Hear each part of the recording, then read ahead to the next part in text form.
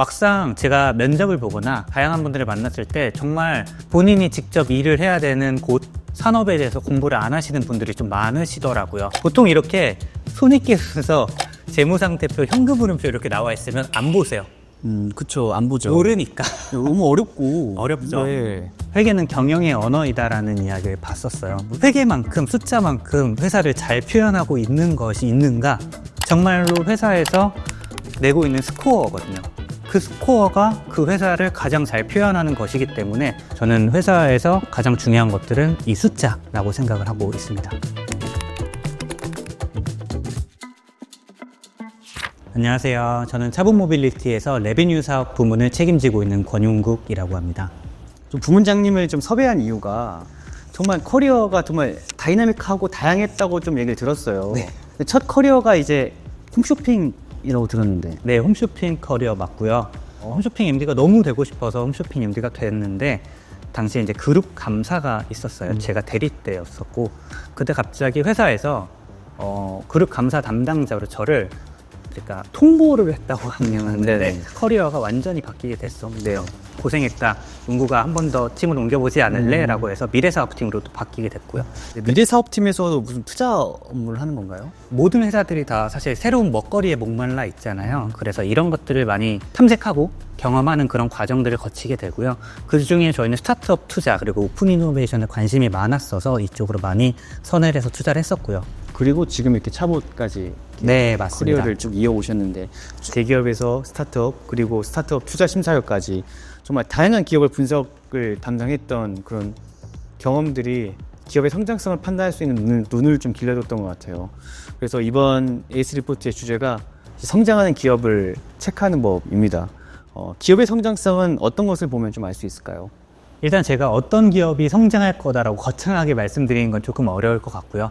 다만 저는 여러 경험을 통해서 어떠한 기업, 어떠한 산업이 좀 괜찮을지를 분석하는 눈을 지금은 갖고 있는 것 같아요.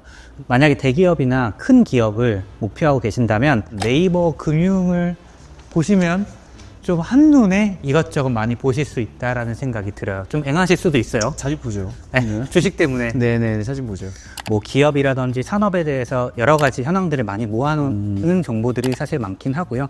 그리고 리포트라든지 이런 것들도 사실 네이버에 한 군데 다 모여있기 때문에 네. 관심만 조금 가지시면 그쪽에서 모든 정보를 다 얻어내실 수 있어요. 구글에다가 예를 들면 2025년 현대자동차 PDF 이렇게 검색을 하시면 현대자동차에서 발간한 자료들 그리고 애널리스트들이 발간한 자료들 정말 많은 것들을 획득을 하실 수 있죠.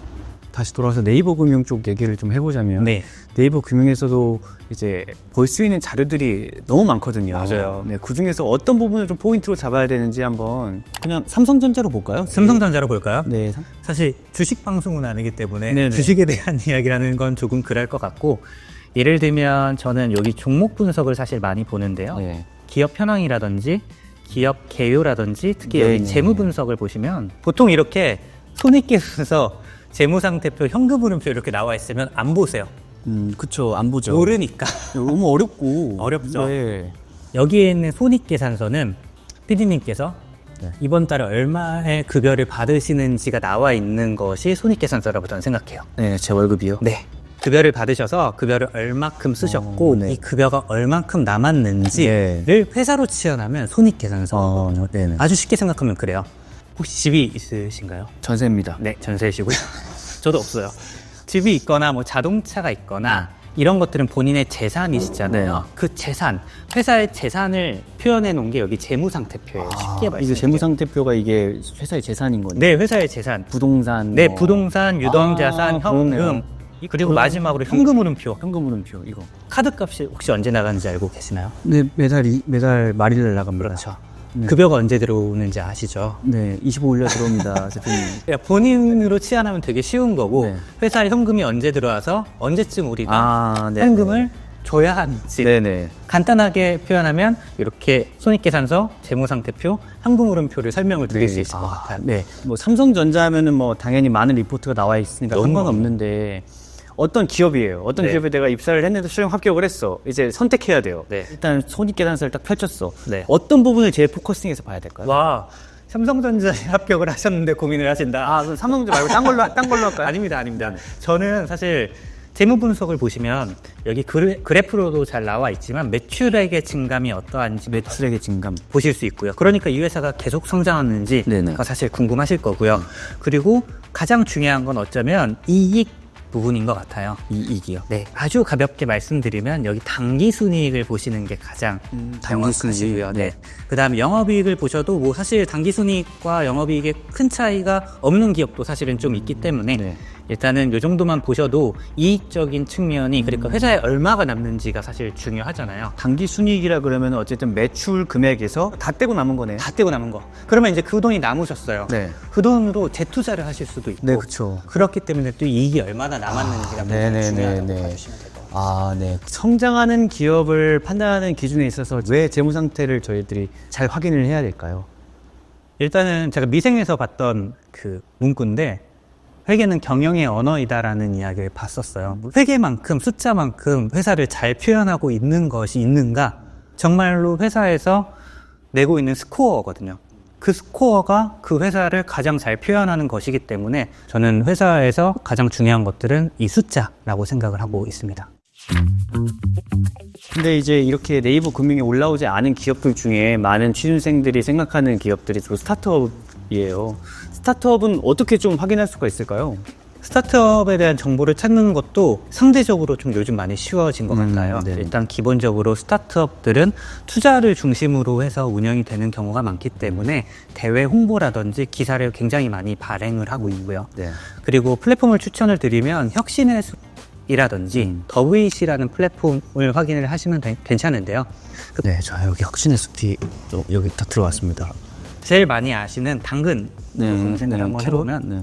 뭐 기업 소개라든지 대표님들에 대한 이렇게 링크드인 바로 연결하는 그것도 있네요. 채널이라든지 그다음에 여러 가지 주요 정보들이 나와 있고요. 기업 비교라고 해서 매출이라든지 방문자 수가 2,300만이나 되시네요. 네. 뭐 최근 투자 유치가 1,800억 정도 되시고 이런 것들을 확인하실 수 있고요. 이 회사의 고유 방문자 수가 어떻게 성장을 하고 있는지, 인력은 어떻게 되고 있는지 관심이 많으실 만한 채용 정보에 대한 확인도 가능하시고요. 그리고 되게 굉장히 많은 스타트업들이 대표님들 그리고 C레벨 분들이 가장 많이 인터뷰도 하시는 것 같으세요. 작은 회사면 작은 회사일수록 사실 그러한 운영을 하시는 분들의 생각과 네, 전략이 중요하기 때문에 우리가 모두가 다 알고 있는 뭐 링크드인이나 페이스북이나 여러 가지 채널을 통해서 실제 대표하시는 분들이 어떤 생각을 갖고 계신지를 같이 한번 종합적으로 고려를 해보시면 조금 전에 말씀드렸던 뭐 숫자적인 부분을 포함해서 회사를 조금 더 조망하는 데 도움이 되지 않을까라고 생각하고 있습니다. 네네. 그 네이버 금융에도 나오지 않고 혁신의 숲에도 안 나오는 수많은 기업들이 있습니다. 그럼 기업들은 어디서 봐야 될까요? 사실은 그런 부분이 제일 어려운 부분이라고 생각해서 동공에서도 중소기업 현황 시스템 이런 것도 만들어 놓긴 했고요. 정보가 부족하니까 이 회사는 별로야 라고 치부하시는 경우가 사실 굉장히 많더라고요. 근데 중소기업 중에는 생각보다 우리가 알고 있는 유명 스타트업보다 훨씬 재무적으로 탄탄한 기업들도 많기 때문에 저는 인터뷰를 좀 많이 보셨으면 좋겠어요. 네. 별로라고 해서 인터뷰를 안 보면 사실 회사를 바라보는 시각도 사라질 수 있고, 그리고 인터뷰를 계속 하다 보면 회사에서 어떤 걸 나한테 요구하는지도 빠르게 캐치를 해낼 수가 있거든요. 근데 이렇게까지 봐야 될까요? 그냥 저 지금 받는 연봉보다 많이 주고 내가 할 수 있는 일이 뭐더 명확하고 내가 일이 재밌을 것 같아 라고 하면 그냥 그 회사 들어가면 될 텐데 그렇게까지 해야 됩니까? 제가 여러 회사에 있었는데 사실 커머스 회사에 있다 보니까 재밌는 것들이 있더라고요. 장바구니에 엄청 저렴한 물건들이 많이 담아두시는 분들이 계세요. 막상 제가 면접을 보거나 다양한 분들을 만났을 때 정말 그 장바구니에 들어가 있는 물건보다도 본인이 직접 일을 해야 되는 곳, 산업에 대해서 공부를 안 하시는 분들이 좀 많으시더라고요. 그래서 제가 아까 뭐 재무 상태표부터 다양한 재무 현황에 대해서 말씀을 드렸지만 기본 소양처럼 생각을 해주셨으면 좋겠고요. 그런 이해가 장바구니에 담겨있는 물건보다 훨씬 더 소중하지 않을까라고 생각을 하고 있습니다. 뭐 이런 기업은 피해야 한다라고 생각하는 조언이 있다면? 답변이 조금 조심스럽긴 한데요. 뭐 예를 들면 제가 투자할 때도 우리 회사는 기술 회사니까 매출은 필요가 없어요 라고 하신 대표님도 계시고, 그동안 없었던 혁신을 만드는 회사가 될 거예요 라고 그냥 기존에 있던 것들을 모두 다 무시하는 대표님들도 사실은 계셨어요. 저는 스타트업의 존재 목적이 사실은 그쪽에 있다라고 생각하긴 하지만 지금은 또 경제 환경이 달라졌기 때문에 스타트업도 장밋빛 미래만 꿈꾸기보다는 아무래도 좀 균형 잡힌 시각을 갖고 있는 것들이 괜찮지 않나라고 생각이 들고요. 위험한 기업 자체보다도 위험함을 감시 못하는 구성원들이 조금 더 위험한 상황에 놓여 있다고 생각을 해요. 특히 대기업분들이 사실 많이 그러세요. 난 지금 받고 있는 복지가 있고 내가 받고 있는 급여가 있고 우리 회사가 우리 산업이 진짜 무너지겠어? 라고 하는데 사실 대기업은 집단이 너무 크기 때문에 정보도 늦고 묻어내질 수밖에 저는 없다고 생각해요. 그러다 보면 회사의 위기가 개인의 위기까지 다다르게 되는 경우가 좀 많기 때문에 굉장히 많이 산업에 대해서도 공부를 하시고 회사에 대해서도 공부를 조금씩이라도 해나가시는 게 그런 위기들이 직접 나한테 닥치지 않도록 뭐 미리 방지하는 방법이 되지 않을까라고 생각하고 있습니다. 대기업을 잘 다니시다가 커리어를 스타트업으로 이제 옮기게 되셨어요. 그 당시 얘기가 좀 궁금해요. 일단 기본적으로 성장하는 기업에 대해서 이야기를 하고 있는데 저는 어떻게 성장하는지가 조금 더 중요한 것 같아요. 제가 첫 이직할 당시에 제가 회사의 10년 뒤 비전을 그리는 프로젝트를 진행을 하고 있었거든요. 집에 와서 내 10년 뒤의 비전은 무엇인가라고 한번 그려보게 됐어요. 간단히.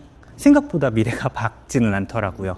뭐 킹가스 사무직이라고 하는 글로벌 자동차 회사의 전략 부문에 합격을 했었어요. 그런데 이제 합격을 하고 나니까 또 이렇게 내가 진짜 사업을 하는 걸 못 배우는 게 아닌가라는 고민이 있었어요.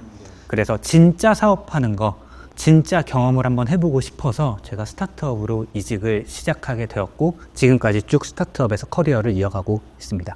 이제 스타트업에 대해서 막연하게 좀 두려워하거나 또는 환상을 갖고 있는 친구들이 좀 있어요. 이들에게 좀 어떤 조언을 좀 해줄 수 있을까요? 일단 기본적으로 스타트업에 갖고 있는 그 불안함은 흔들리지 않을까, 회사가 없어지지 않을까에 대한 그런 고민인 것 같아요. 그게 사실은 실제하죠. 그런데 그런 위기가 있는 만큼 얼만큼 나를 단련하는지 내가 성장할 수 있는지도 한번 바라봐 주셨으면 좋겠다라는 생각을 하고 있고요. 대기업들도 살아남아야 되기 때문에 굉장히 많은 노력을 하고 있어요. 혁신도 꿈꾸고 있고요. 일단 스타트업의 기본은 혁신이고 새로운 것들을 경험하는 것들이기 때문에 나중에 커리어 패스를 좀 대기업 쪽으로 가고 싶어도 이런 스타트업에 대한 경험은 굉장히 많이 도움이 될 것이라고 생각을 하고 있고요. 다이나믹한 커리어 경험을 하시고 지금 종착역은 차봇입니다. 어떻게 차봇은 부문장님을 성장시키고 있나요? 제가 말씀드렸던 것처럼 저는 항상 성장하고 많은 걸 경험하고 싶다고 말씀드렸잖아요.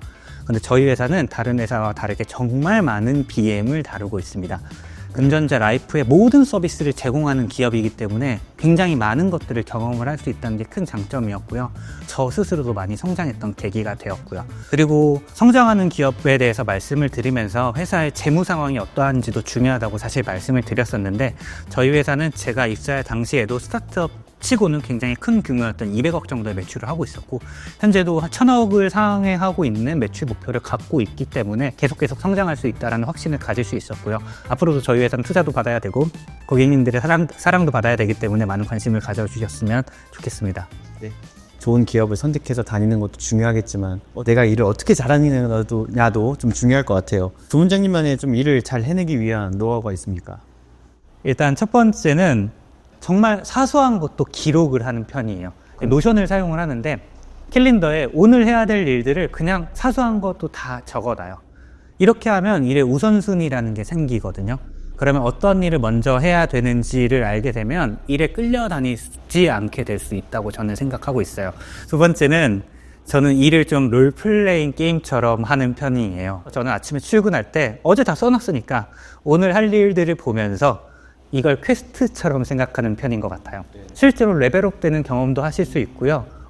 내가 선택한 직업에 만족도도 높아질 수 있고 다음 페이지로 넘어갈 수 있는 그러한 굉장히 좋은 방법이라고 저는 생각을 하고 있습니다. 네, 저 마지막으로 콘텐츠를 보게 될 스타트들에게 해주고 싶은 말이 있다면? 마지막으로 말씀드리고 싶은 건 제 커리어를 돌아보니까 제 커리어는 보통 우연의 연속이었던 것 같아요. 그리고 어떻게 대응하는지가 가장 중요했는데요. 사실 지금 하고 있는 일이 다 틀리지 않거든요. 그런데 이걸 틀렸다고 생각하는 순간 혹은 하지 않는 순간 아무것도 이루어지지 않을 수 있다고 생각해요. 혹은 저한테 물어보실 수도 있어요. 그럼 어떤 걸 먼저 해야 돼요? 라고 여쭤보시면 저는 어떤 것이든 지금 잡히는 일은 다 하셨으면 좋겠거든요.